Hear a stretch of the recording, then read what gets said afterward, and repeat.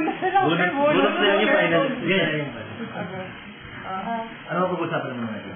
Reason means reason. So, what is your primary function? What is the committee's primary function?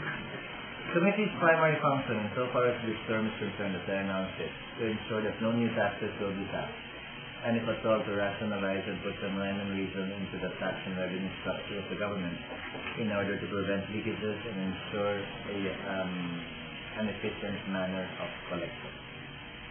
So why is there no need for imposition of new taxes? Because BIR has not been able to collect about 100 billion in taxes every year, and the Bureau of Customs also has been unable to collect approximately 142 billion in duties and taxes. I want to force them to collect existing taxes first before asking for more. So what are the committee's legislative jurisdiction? It's in our rules. It basically pertains to anything and everything that pertains to revenue, the Bureau of Internal Revenue, as well as the Bureau of Customs. So, what is the primary basis of the committee on tax appropriation? What do you mean? Where do you base it? And how do you adopt the... It's a different function. That's the function, if at all, of the Committee on Finance, which deals with appropriating or spending money. Committee on Ways and Means is on the revenue side. Basically, on any bill or matter taken up in the committee, the basic consideration is the revenue law on the part of government. So in other words, if we impose an exemption, how much revenue loss on the part of government? If we impose an additional tax, how much additional revenue stream on the part of government? If we improve a particular procedure, how will it aid in efficiently collecting taxes, or how will it perhaps worsen the situation and so far as creating another loophole if we can? So what has been the most cumbersome issue that you encountered since you handled the Ways and Means? None so far. Because the hands of the Ways and Means Committee in the Senate is tied because of the constitutional provision it states that all revenue measures must emanate from the House. So until and unless they pass a measure, we cannot act on anything really. So all we've done has been to conduct hearings on all of the bills pending before us, but we cannot report it out until the House approves a version and until such time we receive it. So insofar as all controversial issues on VAT, on everything concerned, we just conducted hearings on them in preparation for a potential House version on the matter, but we really cannot report it out until and unless the House passes the version. What was your currency working? Right now, reason why we were late, we had extensive discussions with the employers groups and labor groups with respect to the minimum wage exemption law, which we passed a couple of months ago. It's an implementation nightmare, especially given the fact that the BIR has a totally different concept of the law compared to how Congress viewed it, or compared to the actual intent of Congress when we passed it. Currently, most likely by next week, the fiscal incentives law will be referred to us. That basically deals with the incentives being offered to foreign investors planning to invest in the Philippines.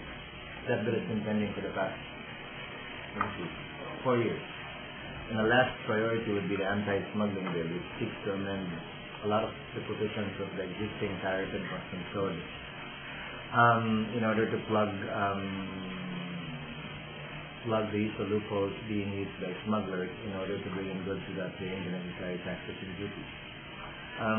Again, that bill has been pending for the past 4 years without it being acted upon. We hope to be able to report it out by next month. Sir, can you have your opinion on CBAT and sin tax? I voted against CBAT. I'm against it principally because at the time it was passed, as I said, there was 100 billion in taxes that the BIR is not collecting, which is approximately equivalent to the EVAT that they wanted to collect. Insofar as sin taxes are concerned, someone is yet to show me a study that indeed if you raise taxes for a particular sin product, that consumption will also go down. Studies say and reveal that they will simply shift to a cheaper brand, but they will not necessarily consume less. So, what are your future plans for the Ways and Means? We can only plan as far ahead as 2010 because there will be another reorganization of the Senate by that time. We seek to finish only 3 major bills perhaps. Fiscal incentive law, the anti-smuggling bill, and an improvement of the VAT insofar as removing VAT on systems loss, hopefully removing VAT on the medicine purchases of senior citizens, and removing VAT insofar as lifeline users are concerned. So what are you going to make sure? How are you going to ensure that the government revenue collection mechanism will be sufficient enough to collect all them?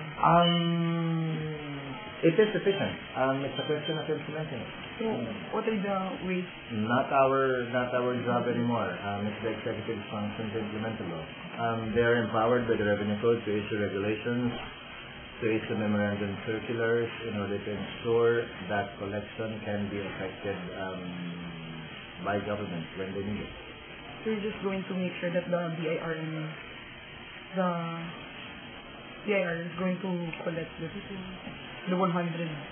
Yes, and that is why there is an oversight committee that oversees the implementation by the BIR of the National Internal Revenue Code.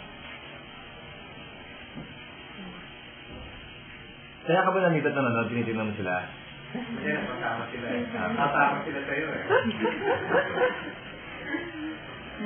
Any other else? Is that part of There is no bill pending in the House or in the Senate on sin tax. The closest one was a resolution filed by Senator Hanasan to review and study again the 4-tier system being applied to cigarettes. But it's not a bill.